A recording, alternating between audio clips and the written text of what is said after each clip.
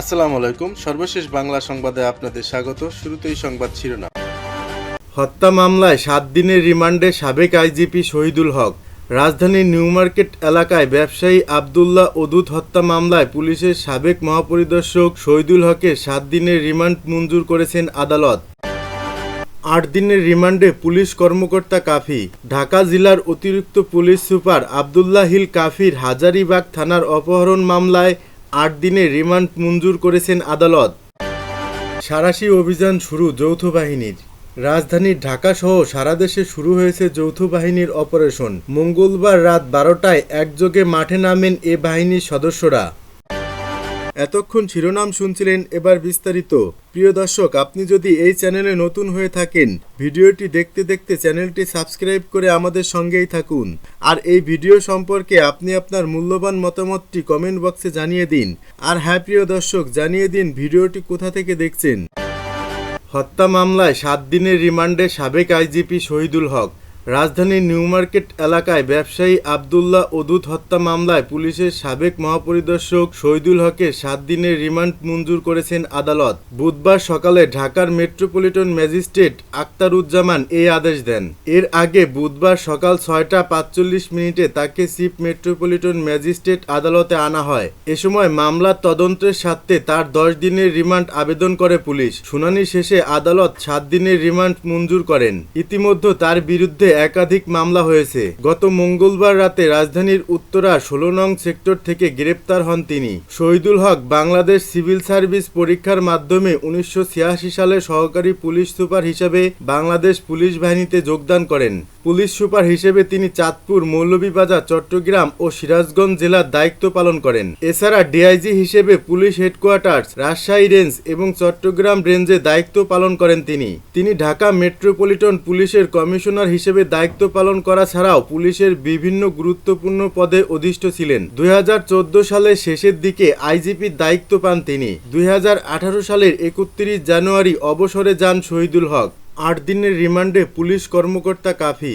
ঢাকা জেলার অতিরিক্ত police super Abdullah hill কাফির হাজারীবাগ থানার অপহরণ মামলায় 8 দিনের রিমান্ড মঞ্জুর করেছেন আদালত।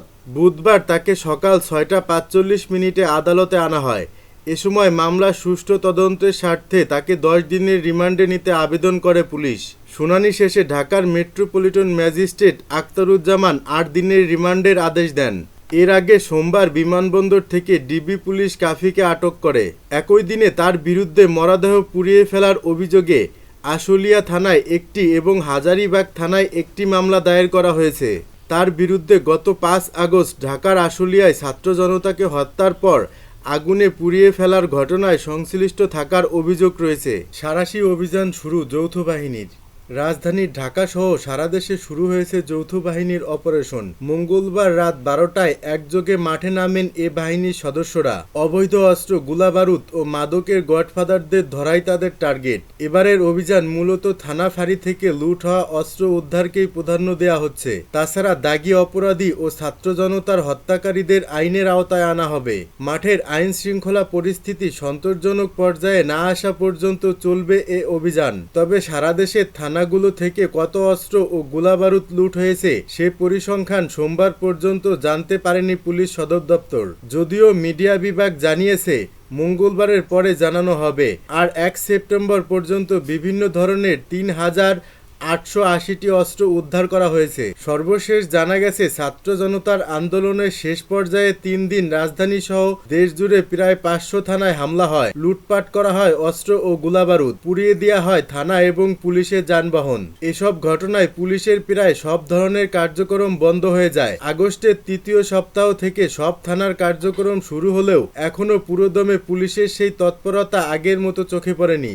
এমন বাস্তবিক পরিস্থিতিতে মঙ্গলবার রাতে শুরু হয় যৌথ বাহিনীর অপারেশন। জানা গেছে, ছাত্র জনতার গণ অভ্যুত্থানের পর আইন শৃঙ্খলা পরিস্থিতি নিয়ন্ত্রণে আনতে সরকার নানামুখী পদক্ষেপ নেয়। বিশেষ করে আন্দোলনের সময় থানা থেকে লুট হওয়া অস্ত্র ও গুলি পুরোপুরি উদ্ধার হয়নি, সেগুলো দুর্বৃত্তদের হাতে রয়েছে। এসব অস্ত্র উদ্ধারের পাশাপাশি আওয়ামী লীগ সরকারের সময় দেয়া অস্ত্রের লাইসেন্সও স্থগিত করে সেগুলো থানায় জমা দেওয়ার জন্য স্বরাষ্ট্র মন্ত্রণালয় 3 সেপ্টেম্বর পর্যন্ত সময় বেঁধে দিলেও তাতে কাঙ্ক্ষিত ফল মেলেনি। এখনো জমা পড়েনি অনেক অস্ত্র। শুধু রাজধানী ঢাকা থেকেই 1898টি অস্ত্র লুট হলেও মঙ্গলবার পর্যন্ত এর 1/3 জমা পড়েছে। এখনো রয়ে গেছে বিপুল সংখ্যক অবৈধ অস্ত্র, যা উদ্ধারের জন্যই মঙ্গলবার রাতে মাঠে নামে যৌথ বাহিনী। এদিকে রবিবার স্বরাষ্ট্র উপদেষ্টা জাহাঙ্গীর আলম চৌধুরী জানিয়েছেন, অবৈধ অস্ত্র উদ্ধার অভিযানের পাশাপাশি মাদক চোরাচালানের গডফাদারদের ধরা হবে। মঙ্গলবার সচিবালয়ে স্বরাষ্ট্র মন্ত্রণালয়ের সভাকক্ষে আইন শৃঙ্খলা বাহিনীর বৈঠক শেষে স্বরাষ্ট্র উপদেষ্টা বলেন, আজকের সভাটি ছিল আইন শৃঙ্খলা সংক্রান্ত উপদেষ্টা পরিষদের প্রথম সভা। এ সভায় প্রধানত দেশের আইন শৃঙ্খলা নিয়ে কথা হয়েছে। কিভাবে আইন শৃঙ্খলা পরিস্থিতি উন্নত করা যায় সেসব নিয়ে কথা হয়েছে। এ বিষয়ে আমরা কিছু পদক্ষেপ নেব। মঙ্গলবার সব বৈধ এবং অবৈধ অস্ত্র জমা দেওয়ার শেষ দিন। রাত 12টা থেকে আমাদের যৌথ বাহিনী অপারেশন শুরু করবে অস্ত্র সংগ্রহের জন্য। উপদেষ্টা বলেন, মাদক আমাদের বড় সমস্যা। আমরা কিভাবে এটি নিয়ন্ত্রণ করতে পারি সে বিষয়ে আলোচনা হয়েছে। মাদক নিয়ন্ত্রণ আমাদের জন্য খুবই জরুরি। আমরা কিছু পদক্ষেপ নিতে যাচ্ছি। মাদকের গডফাদারদের আইনের আওতায় আনার জন্য কাজ করছি। তিনি বলেন, আসন্ন দুর্গাপুজো নিয়ে আলোচনা হয়েছে। পূজা যেন ঠিকভাবে হতে পারে সে বিষয়ে পদক্ষেপ নিচ্ছি। আমরা আশা করছি পূজাটা খুব ভালোভাবে শেষ হবে, কোথাও কোনো সমস্যা হবে না। মিয়ানমারের সীমান্ত নিয়ে যে সমস্যা সেটা নিয়ে আলোচনা হয়েছে। আমরা কি কি পদক্ষেপ নিচ্ছি সেটা অন গ্রাউন্ডে দেখতে পাবেন। জানা গেছে, বর্তমানে স্থগিত করা লাইসেন্সের বিপরীতে থাকা অস্ত্র ও গোলাবারুদ থানায় জমা না দিলেও উদ্ধার অভিযানে সেগুলো জব্দ করা হবে। একই সঙ্গে পুলিশ সহ বিভিন্ন আইন শৃঙ্খলা বাহিনীর বেহাত হওয়া এবং হারানো অস্ত্র সহ যে কোনো অবৈধ অস্ত্র এ অভিযানে উদ্ধার করা হবে। সশস্ত্র বাহিনী, বিজিবি, কোস্টগার্ড, পুলিশ, র্যাব ও আনসারের যৌথ সমন্বয়ে অপারেশন টিম গঠন করে অভিযান চালানো হচ্ছে। মহানগর এলাকায় অভিযান চালাচ্ছেন পুলিশ কমিশনার। সব বাহিনী ও গোয়েন্দা সংস্থার সহায়তায় এ অভিযান চালানো হচ্ছে। জেলা ম্যাজিস্ট্রেটের নেতৃত্বে কোর কমিটির মাধ্যমে স্থগিত করা লাইসেন্সের তালিকা পর্যালোচনার ভিত্তিতে অভিযান পরিচালিত হবে। এই কমিটিতে পুলিশ সুপার, সশস্ত্র বাহিনীর প্রতিনিধি এবং অন্য বাহিনীর সদস্যরা রয়েছেন। এছাড়া অবৈধ অস্ত্র সংরক্ষণ বা হেফাজতকারীদের বিরুদ্ধে অস্ত্র আইনে মামলা দায়ের সহ আইন অনুগত ব্যবস্থা গ্রহণের বিষয়টি জেলা তথ্য অফিস প্রচার করবে। এ সংক্রান্ত স্বরাষ্ট্র মন্ত্রণালয়ের এক প্রজ্ঞাপনে সুস্পষ্টভাবে বলা হয়েছে, 3 তারিখের পরে কিন্তু সেগুলো অবৈধ অস্ত্র হিসেবে গণ্য হবে। অস্ত্র আইনে কিন্তু মামলা রুজু হবে। উল্লেখ্য, গত জুলাই মাসে ছাত্র আন্দোলনের সময় আইন শৃঙ্খলা বাহিনীর গুলিতে প্রাণ হারায় শিক্ষার্থী ও সাধারণ মানুষ। দুর্বৃত্তদের হামলায় 44 জন পুলিশ সদস্য মারা গেছেন। তাদের হত্যা ও থানা ফাঁড়িতে হামলা চালিয়ে বেশিরভাগ আগ্নেয়াস্ত্র লুট করে নিয়ে গেছে। সে সময় দেখা গেছে কিছু এলাকায় তৎকালীন শাসক দল আওয়ামী লীগের লোকজনও বৈধ ও অবৈধ অস্ত্র ব্যবহার করেছে। এ বিষয়ে পুলিশ সদর দপ্তর সূত্রে জানা গেছে, গত 15 বছর 1 লাখের বেশি অস্ত্রের লাইসেন্স দেয়া হয়। তবে শেখ হাসিনার সরকারের পতনের পর ইতিমধ্যে সব ধরনের অস্ত্রের লাইসেন্স বাতিল করা হয়েছে। থানা থেকেও প্রচুর অস্ত্র লুট করা হয়েছে। অর্ধেকেরও কম অস্ত্র উদ্ধার করা হয়েছে। এদিকে বর্তমানে দেশে কি পরিমাণ বৈধ ও অবৈধ অস্ত্র রয়েছে তার সঠিক পরিমাণ নিয়েও ধোঁয়াশা রয়ে গেছে। বর্তমানে সারা দেশে বৈধ অস্ত্রের সংখ্যা 50,310। এর মধ্যে ব্যক্তিগত অস্ত্র 45,226টি। এগুলোর মধ্যে পিস্তল 4,683টি, রিভলভার 2,043টি, একনালা বন্দুক 20,809টি, দোনালা বন্দুক 10,719টি, শটগান 5,444টি, রাইফেল 1,607টি এবং অন্য আগ্নেয়াস্ত্র রয়েছে 4,006টি। বাকি অস্ত্রগুলো বিভিন্ন আর্থিক ও অন্যান্য প্রতিষ্ঠানের নামে লাইসেন্স করা।